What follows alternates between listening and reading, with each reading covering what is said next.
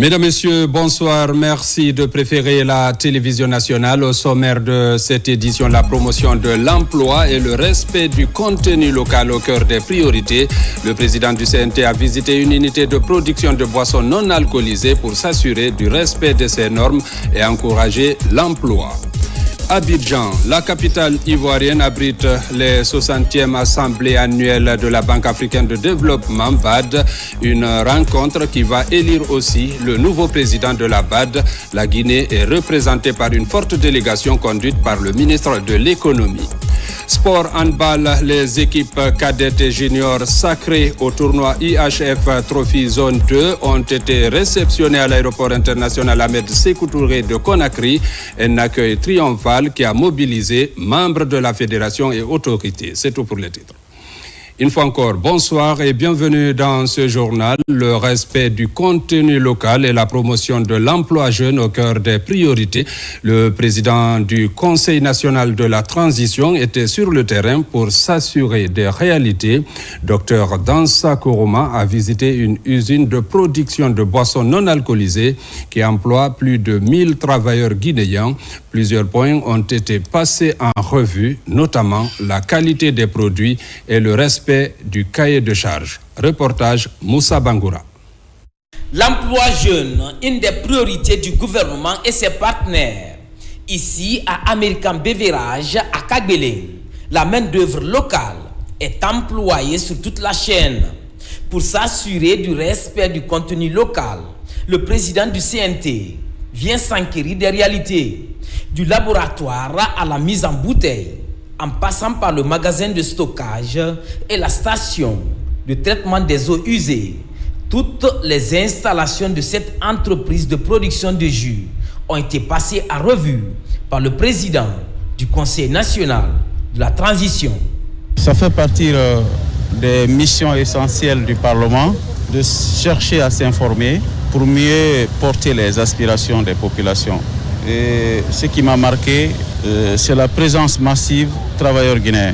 Vous savez, la création de l'emploi, l'État seul ne peut pas. Il faut créer des conditions pour avoir un secteur privé dynamique pour créer de l'emploi. Et j'ai vu des milliers de personnes qui gagnent leur vie à travers cette usine. En tant que l'un des responsables de ce pays, nous avons l'obligation d'abord de nous assurer de la qualité de la production, de la qualité des produits, mais surtout ce qui est important, si l'entreprise est en règle sur le plan fiscal, elle crée de l'emploi pour les Guinéens et le contenu local est respecté. C'est une entreprise qui mérite d'être soutenue et renforcée.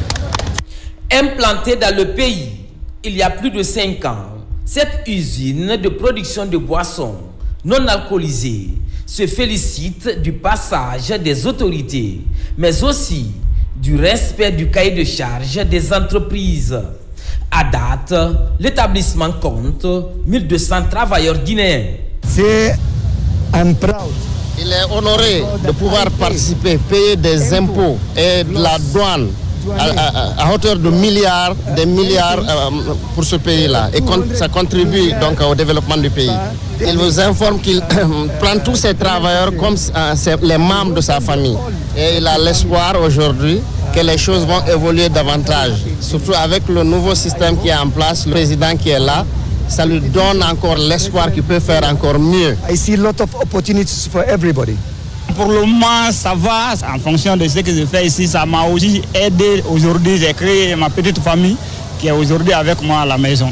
J'ai eu mon contrat en 2018. Depuis 2018, en tout cas, nous sommes là. À American Beverage, en plus de la production du jus 24 heures, des jus de plusieurs gammes sont produits et exportés vers les pays voisins. Avec la refondation prônée par le président de la République, le PDG de l'entreprise compte accroître la production pour mieux inonder le marché et contribuer à stabiliser les prix. Ouverture ce matin à Conakry du Forum régional des conseils consultatifs des jeunes organisé par Plan International. Il porte sur le rôle de la jeunesse dans le processus de développement durable. Une occasion pour créer un espace de dialogue entre les jeunes, les leaders et les institutions. Compte rendu Adi Kamara. Ce mardi 27 mai 2025, Conakry accueille les délégués venus de 15 pays d'Afrique de l'Ouest et du Centre en vue de discuter autour des valeurs qui fondent le rôle de la jeunesse dans le processus de développement durable, participation, défis et perspectives. En tant qu'acteurs du présent et architectes de l'avenir, les jeunes jouent un rôle de premier ordre dans la promotion de pratiques responsables, l'innovation sociale et technologique. À cela vient se greffer la mobilisation collective pour une Afrique plus équitable et respectueuse de l'environnement. Dans nos villes et nos campagnes, les jeunes font face à des défis immenses. L'accès inégal à l'éducation et aux opportunités d'apprentissage, le chômage, la faible inclusion dans les espaces de décision, les discriminations basées sur le genre et les effets dévastateurs des crises sociopolitiques et humanitaires. Malgré tout, cette jeunesse est debout, elle s'organise, elle crée, elle agit, elle propose, même si son point de vue n'est pas toujours pris en compte. Ce forum est une opportunité unique de repenser ensemble les politiques et les modèles de gouvernance et d'échanger sur les aspirations et les ambitions des jeunes en créant une nouvelle dynamique de collaboration avec ces derniers. Plan International a évolué en Guinée depuis 1989.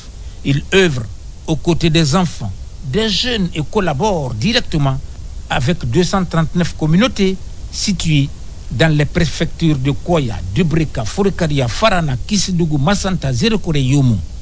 Pour ce faire, au cours de ce forum, des panels et conférences seront organisés afin de définir des orientations permettant d'aboutir à des recommandations réalistes pour soutenir l'engagement des jeunes en faveur du développement durable.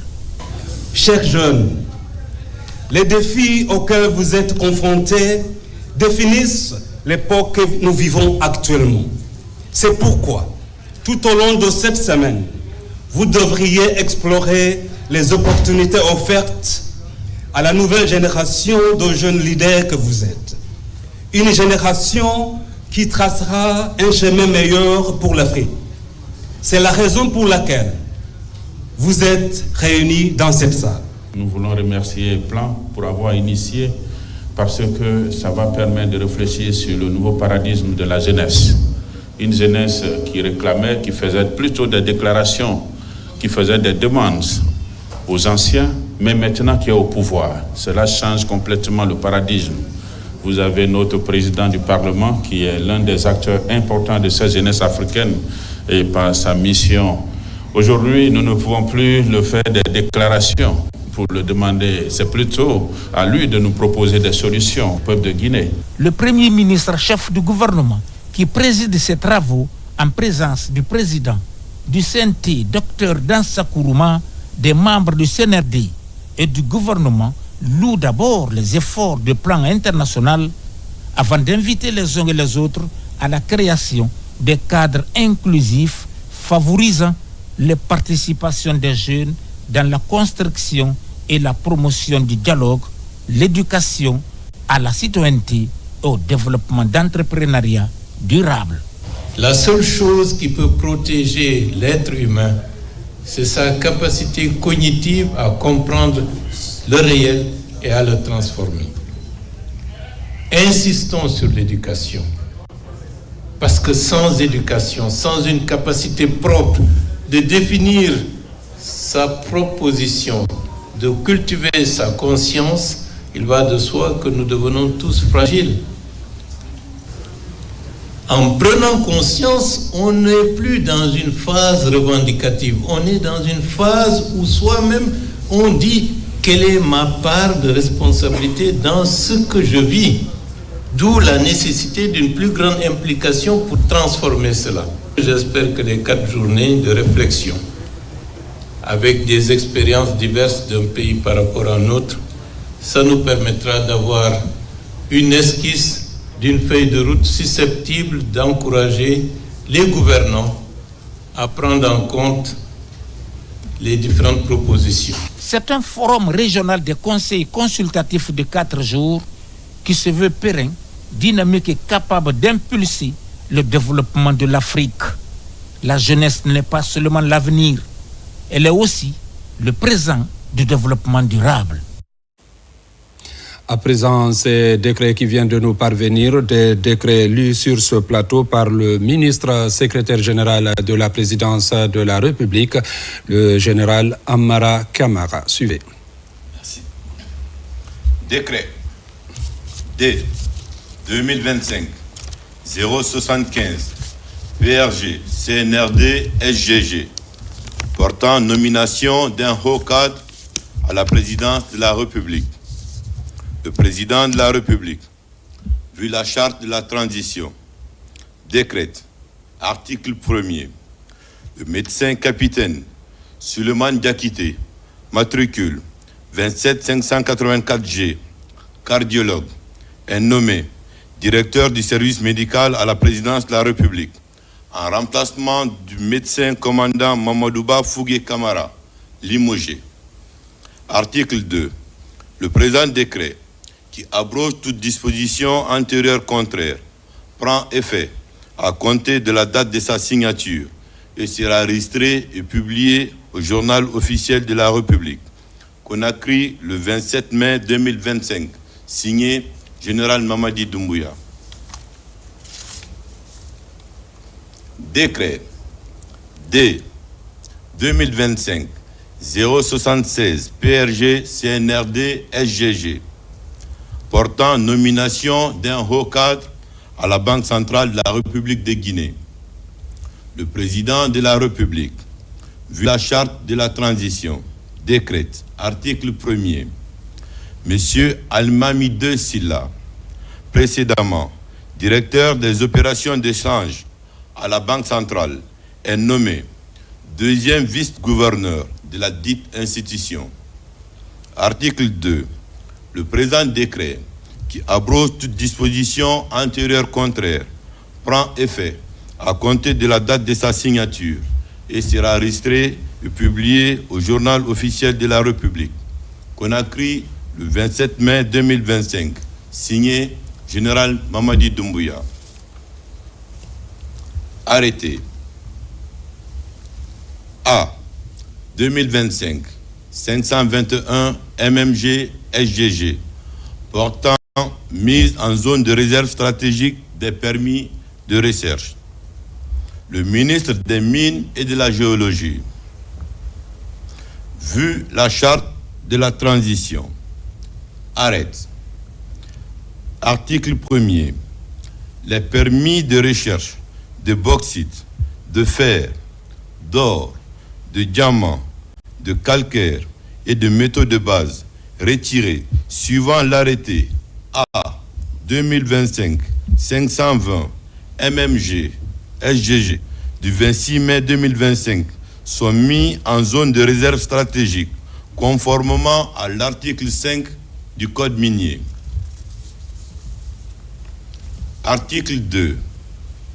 Le Centre de promotion et de développement minier, la Direction nationale des mines, la Direction nationale de la géologie, les inspecteurs régionaux et directeurs préfectoraux des mines et géologie sont chargés, chacun en ce qui le concerne, de l'application du présent arrêté.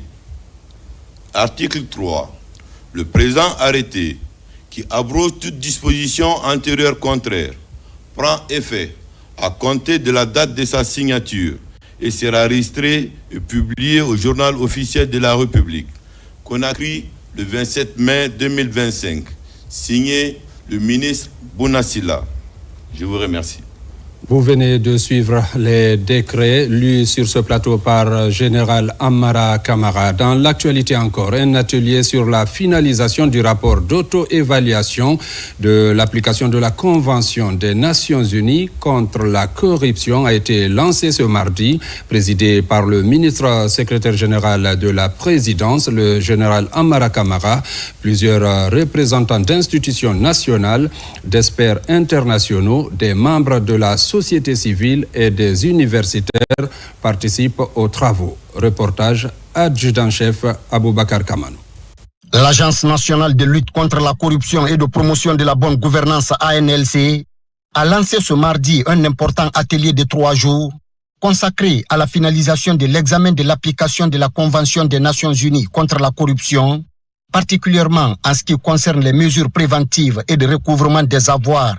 La cérémonie d'ouverture a été présidée par le ministre secrétaire général de la présidence de la République, le général Amara Kamara, en présence de représentants d'institutions nationales, d'experts internationaux, d'acteurs publics et privés, de membres de la société civile ainsi que des universitaires et chercheurs. Au total, 50 participants prennent part à ces travaux. Cet atelier vise à évaluer les progrès réalisés par la République de Guinée dans la mise en œuvre des recommandations formulées par l'Office des Nations Unies contre la drogue et le crime et les États examinateurs dans le cadre du mécanisme d'examen de la Convention des Nations Unies contre la corruption. Il s'agit également de valider le projet de rapport d'auto-évaluation préparé par l'ANLC en conformité avec la législation nationale et les pratiques guinéennes. Dans son discours d'ouverture, le général Amara Kamara a réaffirmé l'engagement du président de la République, son Excellence le général Mamadi Doumbouya, à lutter résolument contre la corruption sous toutes ses formes. Il a souligné que la transparence, l'intégrité et la redevabilité doivent être au cœur de l'action publique dans notre pays. Avec une profonde conviction et une ferme volonté, je m'adresse à vous au nom de son Excellence, Monsieur le Président de la République, le chef de l'État, le général Mamadi Doumbouya, à l'occasion de l'examen de notre pays au titre du second cycle de l'application de la Convention des Nations Unies contre la corruption. Notre adhésion à la Convention des Nations Unies contre la corruption ne constitue pas un simple acte de conformité juridique. Elle traduit avant tout un engagement politique fort et assumé en faveur de la transparence, de la justice et de la bonne gouvernance. Sous le leadership du Comité national du Rassemblement pour le développement et de son président, des réformes audacieuses ont été mises en œuvre pour refonder notre système de gestion publique et asseoir une gouvernance intègre. La vision stratégique qui nous guide, notamment à travers le programme Simandou 2040, définit une trajectoire ambitieuse vers une Guinée modernisée, où la bonne gouvernance est le socle d'un développement durable. Malgré les chocs internes et externes affectant l'économie guinéenne, le PIB réel de notre pays a enregistré une croissance de 6,6% en 2024, contre 6,2% en 2023, soit 2 fois la moyenne de la sous-région ouest africaine. Un taux de croissance de 7,1% est attendu en 2025. La croissance de la Guinée passera à 2 chiffres à partir de 2026, soit 10,6%, pour atteindre 10,8% à la fin de 2028. Le taux d'inflation de notre pays est passé de 2 chiffres à 3% à date, soit le plus faible taux de l'Afrique de l'Ouest aujourd'hui. Le déficit budgétaire s'est situé ces dernières années autour de 3%, ou pour certains pays de la sous-région tourne aux alentours de 7%. Le taux d'endettement est l'un des plus modérés, à savoir en dessous de 40%, pour être précis, 37% très exactement. La balance de paiement de notre pays est positive ces dernières années. Notre monnaie s'est stabilisée vis-à-vis des principales devises. L'évaluation de la République de Guinée au compte du 2e cycle de l'application de la Convention des Nations Unies contre la corruption représente pour nous une opportunité précieuse. Elle nous permet de mesurer nos progrès, d'identifier nos actes d'amélioration et de renforcer notre dynamique réformatrice en collaboration avec les experts évaluateurs. Pour sa part, le secrétaire exécutif de l'ANC, Dr Mohamed Berete, a insisté sur l'importance de cette rencontre technique qui permettra non seulement d'assurer la conformité de la République de Guinée aux standards internationaux, mais également de renforcer la crédibilité du pays dans ses engagements régionaux et multilatéraux en matière de gouvernance. Les Nations Unies se donnent le droit d'évaluer tous les pays membres qui ont souscrit à cette convention par rapport à leur capacité d'application de la dite convention dans leur pays respectif. Et cette évaluation donc est périodique. C'est à cette règle que la Guinée obéit. Maintenant là, nous avons reçu dans nos murs des experts onusiens qui sont venus justement évaluer la République de Guinée quant à notre capacité d'accomplissement justement de nos engagements à travers la mise en œuvre de la Convention des Nations Unies contre la corruption. Et cette convention, naturellement, va nous amener à évaluer 2 de ces points. L'évaluation portera sur 2 points, c'est-à-dire notre capacité à faire la promotion de la bonne gouvernance, donc la prévention, toutes les mesures de prévention de la corruption en République de Guinée et aussi toutes les grandes actions que nous avons menées ces derniers temps pour endiguer ce fléau qui est la corruption, fléau qui annule tous les efforts de développement. Le deuxième volet de cette évaluation portera sur les efforts que nous avons fournis pour le recouvrement des avoirs de l'État, les avoirs spoliés de l'État. Donc ça, c'est un volet extrêmement important. Vous l'avez su ces derniers temps à travers justement les différentes interventions du président de la République qui a lui-même créé une institution chargée de ce recouvrement-là, l'AGRAS.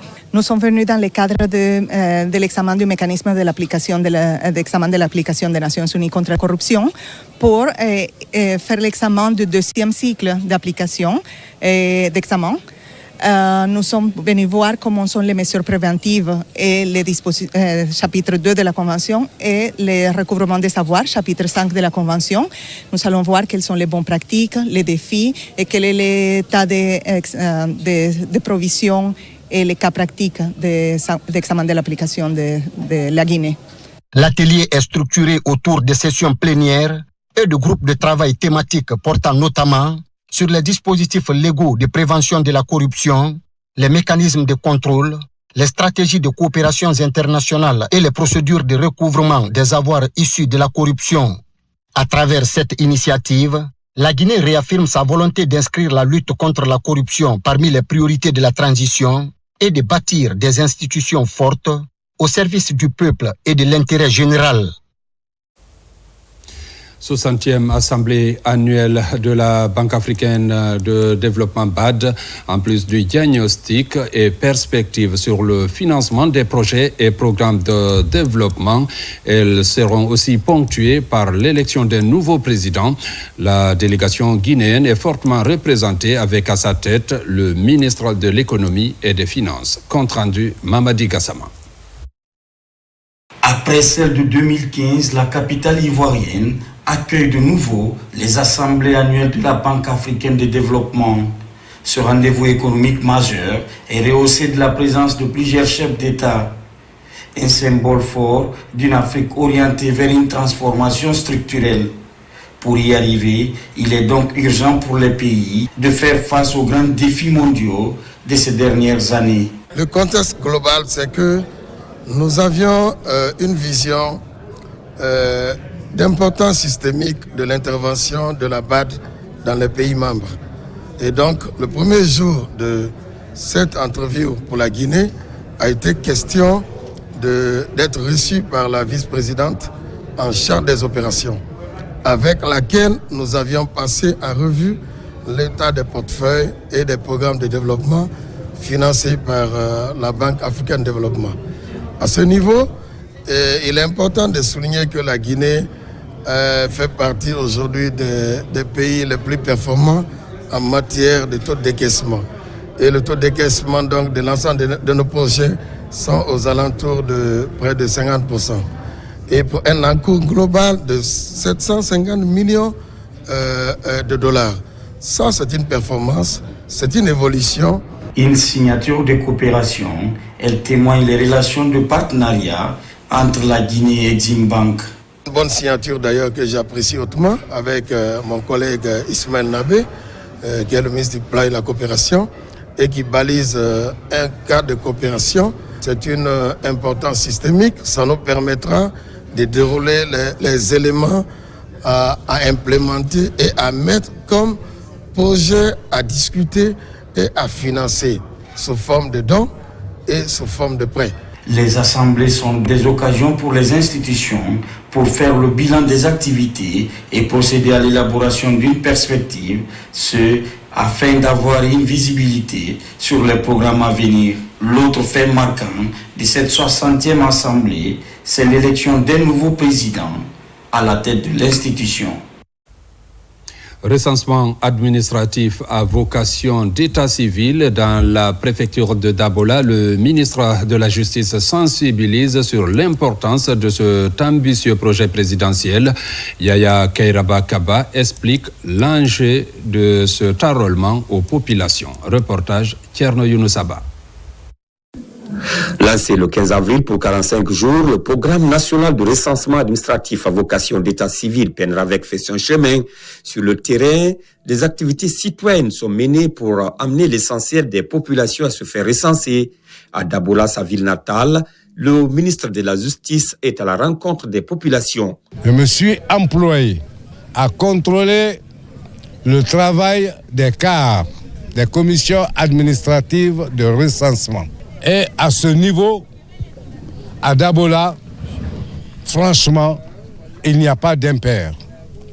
La preuve est que je viens de remettre au nom du président de la République, le général Mamadi Doumbouya, une tablette en guise de récompense à cette jeune fille qui a fait montre de volonté, mais surtout qui a fait montre d'endurance, de courage et de compétence.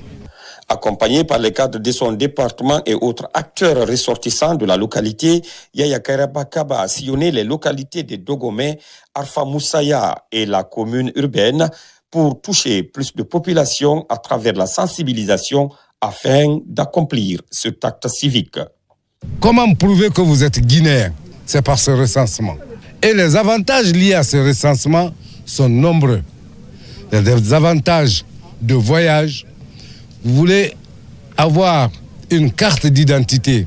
Vous êtes recensé, vous avez un numéro identifiant, tout est facile pour vous. Vous êtes guinéen. Mais imaginez un temps soit peu que celui qui refuse de se recenser ait l'année prochaine l'occasion d'aller faire le pèlerinage ou d'aller à la Oumra, qu'il se présente aux autorités religieuses, on lui demande ses documents de recensement, il se dit « je n'ai pas été recensé », il ne bénéficiera pas de ce voyage parce qu'il ne sera pas considéré aux yeux de la loi comme un Guinéen. Nous avons vraiment réussi à inverser déjà les statistiques sur le terrain. Avant notre arrivée sur le terrain, nous étions à moins de 50% pour un taux de recensement global au niveau régional. Mais aujourd'hui, aucune préfecture de la région de Farana n'est à moins de 100%. Donc c'est pour dire déjà que c'est une réussite parfaite déjà en tant qu'acteur déjà d'appui, en tant que personnel d'appui sur le terrain, où nous demandons à ce qu'il y ait une prolongation déjà de ce recensement. Parce qu'il y a une forte mobilisation de la population à la base. La campagne va se poursuivre dans la région. Le garde des Sceaux, ministre de la Justice, compte sensibiliser sur la portée de l'identification biométrique et entend éventuellement identifier toutes les difficultés liées au processus afin d'aboutir aux résultats escomptés avant la date limite de l'opération. Dans la région de Kankan, les orpailleurs aussi s'impliquent dans la sensibilisation. Ils invitent les membres de leur corporation à se faire recenser. Marwan Kamara. À l'Union nationale des orpailleurs de Guinée, l'idée de recenser les acteurs à la base est défendue. L'antenne de Kankan est sur pied pour sillonner les sites miniers de la savane guinéenne. Première étape, la commune rurale de Missamana pour sensibiliser les orpailleurs. Notre mission en ce moment est de sensibiliser, mobiliser les orpailleurs pour le recensement. On ne doit pas se limiter seulement à l'information, il faut se rendre aussi sur le terrain pour qu'ils puissent être tous recensés. Cela est la participation de l'INOG. Ici, à Missamana, cet autre pilier de la refondation de l'État est bien accueilli. Objectif affiché, accroître la mobilisation sociale pour ajuster l'action publique aux besoins des populations, notamment les orpailleurs. Ce qui s'est passé ici aujourd'hui, là, je sais que vraiment les orpailleurs auront le courage encore et auront l'engouement aussi de venir se recenser dans les lieux de recensement. Aujourd'hui, vraiment, moi, je peux remercier le bon Dieu, le Tout-Puissant Allah, parce que tout le monde est motivé pour le recensement là. Chacun tient à avoir nécessairement pour avoir un document officiel pour permettre de dire que vraiment je suis, pour être fier que je suis un Guinéen. C'est enjeu prioritaire pour attribuer une carte avec un numéro d'identification à tout citoyen ne laisse pas l'UNOG indifférente.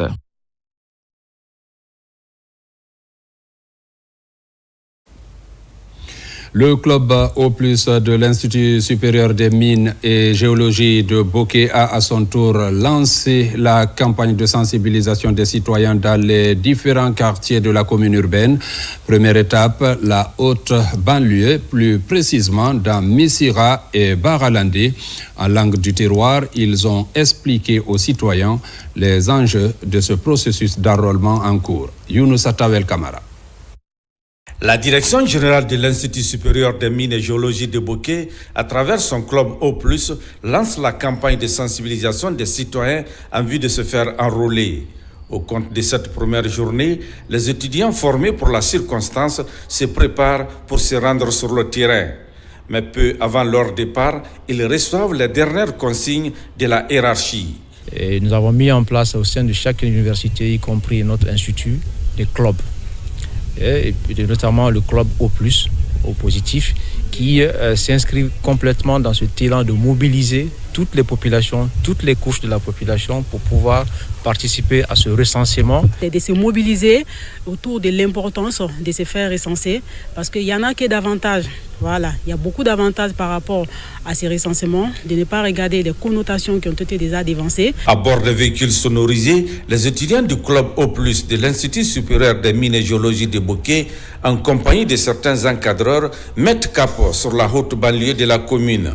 En langue du terroir, ils expliquent aux citoyens les tenants et les aboutissants de ce processus d'enrôlement. On a jugé nécessaire de commencer à l'alentour de l'Institut, c'est-à-dire dans le quartier de Tamakene, et ensuite nous continuerons dans les autres quartiers. Comme avant, ils disaient qu'il n'y avait pas, c'était les extraits, mais comme aujourd'hui ils nous ont facilité, donc ça, nous sommes très ravis de ça. Les gens viennent maintenant, mais c'est ça qui a fait retarder des choses, donc nous sommes très contents. Mais seulement les jours de nous faire prolonger, s'il vous plaît. Durant tout ce mois de mai, les étudiants de cet institut supérieur réunis au sein de ce club comptent se rendre dans tous les quartiers du chef-lieu de la préfecture de Bokeh pour toucher toutes les couches sociales afin d'inviter ceux qui ne se sont pas toujours fait enrôler à aller s'acquitter de leur devoir civique. Les opérations de recensement initialement prévues pour 45 jours à compter de son lancement le 15 avril dernier, le gouvernement à travers le ministère de la décentralisation en rapport avec la coordination du PNRAVEC prolonge de 20 jours les opérations d'enrôlement. On écoute le ministre de la décentralisation au micro de Amadou Touré. Chers compatriotes, le gouvernement, à travers le ministère de l'administration du territoire et de la décentralisation, félicite toutes les citoyennes et citoyens guinéens pour leur mobilisation et informe par la même occasion la population guinéenne que la campagne d'enrôlement biométrique lancée sur le territoire national depuis le 15 avril 2025 est prolongée de 20 jours. En conséquence, la nouvelle date de fin des opérations d'enrôlement est fixée au samedi 20 juin 2025 à 18h00. Cette décision vise à offrir à tous les citoyens et citoyennes résidant sur le territoire national et ceux établis à l'étranger et remplissant les conditions requises l'opportunité de se faire enrôler à travers le Programme national de recensement administratif à vocation d'état civil PNRAVEC. La population est donc vivement encouragée à saisir cette occasion pour accomplir ce devoir civique. Par ailleurs, la campagne d'enrôlement biométrique dans les représentations diplomatiques et consulaires de la République de Guinée débutera le 1er juin 2025 pour une durée de 20 jours. Elle prendra fin le 20 juin 2025. Pour toute information relative au centre d'enrôlement sur le territoire national, les citoyens sont invités à se rapprocher de leur chef de quartier ou président du conseil de district ou à contacter le numéro vert national 105, accessible 24 heures sur 24 et 7 jours sur 7. Concernant les opérations à l'étranger, les citoyens guinéens sont priés de se rapprocher de leur ambassade au consulat compétent pour toute information relative au centre d'enrôlement. Le gouvernement prolonge donc de 20 jours les opérations d'enrôlement. Présentation de la stratégie nationale de formation en commande publique couvrant la période 2025-2029. Le document présenté à l'ensemble des acteurs du secteur vise à mieux professionnaliser le travail des intervenants dans la chaîne afin de permettre la bonne exécution des achats publics. Reportage Mamadi Terna Kamisoko. Ils sont PRMP, personnes responsables des marchés publics, membres du patronat unifié, acteurs de la société civile et partenaires techniques. Ces intervenants dans la chaîne de la commande publique découvrent la nouvelle stratégie nationale de formation des acteurs couvrant la période 2025-2029. Élaboré par un consultant international, le document se veut ambitieux dans le cadre de la professionnalisation des acteurs de l'écosystème de la passation des marchés publics en Guinée. On élabore toujours une stratégie pour pouvoir les mettre en œuvre. Donc dans les jours à venir, on va commencer la formation des formateurs. Et avec cette formation des formateurs, on aura une base de données de formateurs et on va pouvoir dérouler la stratégie. Cette stratégie est le fruit d'un diagnostic approfondi des besoins, des lacunes et des défis que rencontrent les intervenants à toutes les étapes du processus de passation, d'exécution et de contrôle des marchés. Elle s'inscrit dans une dynamique d'amélioration continue de la performance du système de la commande publique. La bonne maîtrise des règles et procédures est une garantie de transparence. C'est pourquoi l'autorité de régulation des marchés publics met un accent particulier sur l'intensification du renforcement des capacités de l'ensemble des acteurs. Ce document dont la synthèse va vous être présentée officiellement lors de cette séance de travail intègre la sensibilisation, la formation diplômante et la certification des acteurs de la commande publique. Il prend aussi en compte les critères d'évaluation des cabinets de formation en marché public en vue d'une accréditation par l'ARMP. L'atelier qui nous réunit aujourd'hui concerne la validation de ce plan qui est la première étape d'un programme qui conduira à la formation des acteurs et à la formation des cadres. Ce plan se veut global et concerne l'ensemble de l'administration publique, y compris les collectivités territoriales. Le document de stratégie nationale de formation des acteurs de la commande publique sera cet outil de référence pour les 5 prochaines années dans le pays. Sa mise en œuvre peut lutter contre la corruption et promouvoir la transparence dans l'attribution, la gestion et le contrôle des marchés publics.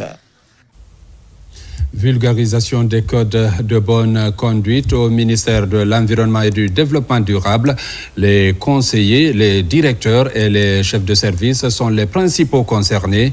Une manière d'améliorer la collaboration au sein de ce département. Reportage Tiene Yansane, Robert Bangoura. Cette formation de 3 jours est organisée par le département de l'Environnement et du Développement durable.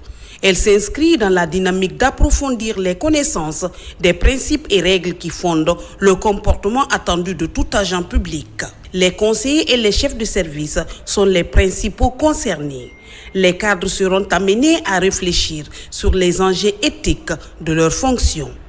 Cette opportunité que Madame la ministre nous donne pour former les cadres sur le code de bonne conduite de l'agent public est une opportunité que nous apprécions à juste valeur.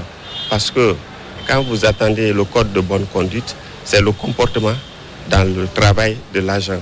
Et lorsqu'il y a la transparence, il y a l'impartialité, il y a le traitement d'égal à égal entre les travailleurs, cela est sans dire que nous partons à un résultat escompté. Cette formation va nous apprendre à comment se comporter dans l'administration vis-à-vis de notre hiérarchie, mais vis-à-vis aussi de nos différents collègues de service. Et ça va nous permettre de nous cadrer dans tout ce que nous faisons dans le travail de l'administration. Une occasion pour le chef de cabinet du ministère de souligner l'importance de cette formation. C'est un programme qui a été initié par Madame la ministre de l'Environnement et du Développement rural. Et cela s'inscrit dans le cadre du programme de refondation engagé par le chef d'État, le général d'armée Mamadi Doumbouya. Nous étendons à la suite de la formation donc une administration relativement plus performante d'un point de vue rédactionnel, mais au point de vue du respect de bonne conduite sur l'éthique, la transparence. Cette formation permettra de former 60 cadres sur la maîtrise des textes et lois, les doter en techniques approfondies en matière d'application des textes. Fin de formation sur la gestion budgétaire au niveau du ministère de l'enseignement préuniversitaire et de l'alphabétisation. Les participants ont renforcé leurs compétences dans l'élaboration, l'exécution et le suivi des budgets publics. Reportage Diarra Diallo, Adama Traoré.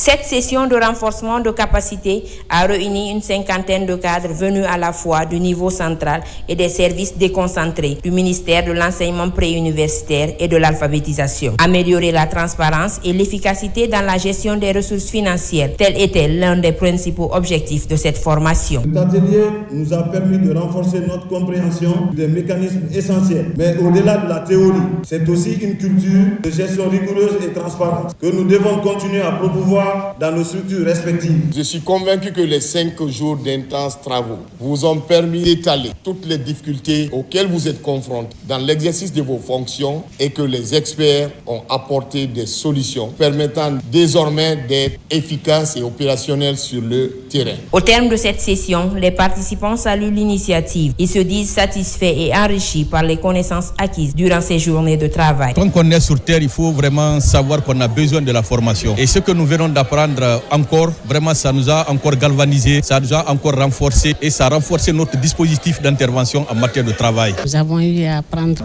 le rapportage sur le budget de l'État et quelque chose qui nous est très utile pour être efficace sur le terrain et remonter l'information à temps. Nous avons quand même touché un domaine aussi qui concerne les CDE sur le terrain.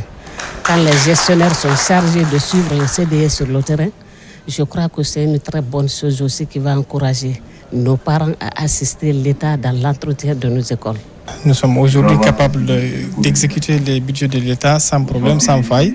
Et également, ça a été vraiment une première fois pour nous d'être outillés de ce genre. Cette formation s'inscrit dans une série d'actions visant à renforcer la gouvernance financière des cadres publics. Un pas de plus vers une gestion plus rigoureuse et maîtrisée des ressources de l'État. Vers la relance des activités d'alphabétisation, c'est une priorité du gouvernement. Les cadres du département de l'enseignement préuniversitaire de Farana et Kankan étaient réunis pour discuter du redémarrage de ce programme. Ils envisagent pour ce faire une campagne de sensibilisation pour une adhésion des couches concernées. Le compte-rendu avec Elijah Fodé Bangali Fofana. Ici, réunis à Kankan, des cadres des inspections régionales de l'éducation et direction préfectorale de l'éducation des régions de Farana et de Kankan. Au centre de cette rencontre, la relance des activités d'alphabétisation dans les régions naturelles. Une relance qui passe nécessairement par une campagne de sensibilisation des différents acteurs que sont les autorités, les communautés locales et autres partenaires. La Direction nationale de l'alphabétisation en amont a élaboré les plans stratégiques d'alphabétisation de 2 millions de jeunes et adultes à l'horizon 2030. Ce programme ambitieux ne peut se réaliser sans une vaste campagne de sensibilisation des autorités et des communautés à la base. Selon les participants, l'alphabétisation a non seulement de l'importance pour la communauté, mais aussi et surtout pour l'apprenant. Nos parents qui sont aux confins, comment ils peuvent percevoir, comment ils peuvent se rendre compte, tel est utile, s'ils ne comprennent pas la langue dans laquelle nous véhiculons le message. C'est l'une des importances de la langue du terroir. Cet atelier aura atteint son objectif si une large sensibilisation est menée à l'endroit de nos populations à la base, leur permettant de connaître l'importance de l'éducation et surtout de l'alphabétisation. J'invite chacun, selon ses possibilités, dans son domaine de responsabilité, de sensibiliser plus nos populations, les femmes, les jeunes, pour que cette activité qui est d'une importance majeure puisse être relancée. Cet atelier aura été pour les participants un véritable cadre de concertation, de dialogue et de mobilisation avec des propositions concrètes pour permettre une véritable relance de l'alphabétisation dans nos régions.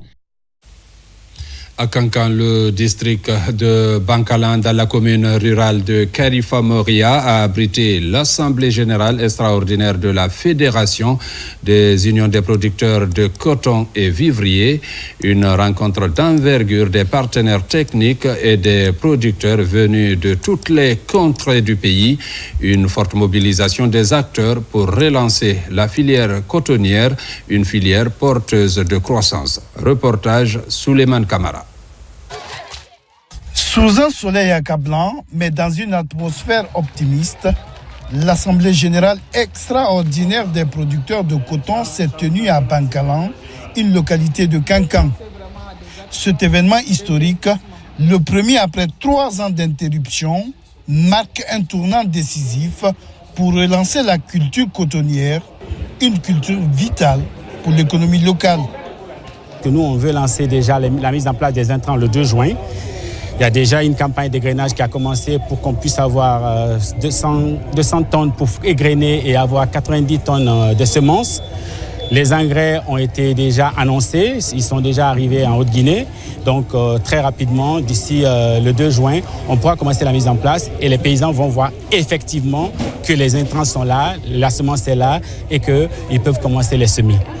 Producteurs, responsables techniques et partenaires au développement se sont réunis pour redonner une vie à une culture autrefois florissante, aujourd'hui fragilisée. Les enjeux sont clairs: relancer la production, sécuriser les revenus des agriculteurs et poser les bases d'une campagne cotonnière 2025-2026 ambitieuse. Il y a eu plusieurs tentatives de relance, mais cette fois-ci, nous avons voulu faire un état des lieux qui partira de l'expérience, de l'expertise et de l'avis des producteurs. Parce qu'il faut rappeler que le ministère de l'Agriculture et de l'Élevage a également mis en place un comité de relance des filières agro-pastorales de Guinée qui pourrait se servir de ce rapport. Les producteurs ont remis un rapport clé au président de la Chambre nationale d'agriculture, identifiant les principaux défis du secteur. Nous demandons au président et à son gouvernement d'accompagner la filière coton. Si ce n'est pas lui qui la relance, qui le fera alors? Si nous, agriculteurs, nous tournons vers les partenaires étrangers, ce n'est pas parce que nous voulons leur prendre quoi que ce soit, mais parce que nous espérons bénéficier de leur soutien. NPIPK avoisine les 50 000 tonnes. Toutefois, 80% de ces 50 000 tonnes ont été attribuées au privé pour la commercialisation. Cette mesure a été prise face aux difficultés de gestion du secteur des engrais en Guinée, dans le but de sécuriser les investissements. En effet, les fonds alloués ne proviennent pas directement de l'État. Il s'agit de prêts contractés auprès des bailleurs pour soutenir les agriculteurs. À Bankalan, l'espoir renaît pour la filière cotonnière. Après cet engagement général, le secteur de l'or blanc s'apprête à amorcer un nouveau départ pour aider les cotonculteurs à renouer avec leur passion. Renforcement de capacité des chefs de service et cadres de l'administration de l'hôpital national d'Onka. Il s'agit de doter ces responsables d'outils nécessaires pour assurer la pérennisation des résultats de la prise en charge des patients. Le point avec Falilou Diallo, Mohamed Silla.